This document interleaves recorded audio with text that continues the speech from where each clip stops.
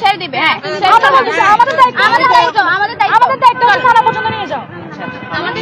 আপনি সন্তান এখানে বেয়াদবি করতেন, কিছু করছি, তারপরও আপনি একজন মেয়ে, না অবশ্যই আপনি ছিলেন, আপনি তো ছিলেন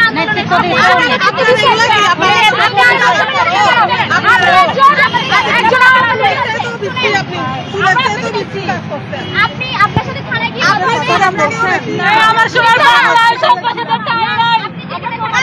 চলো চলো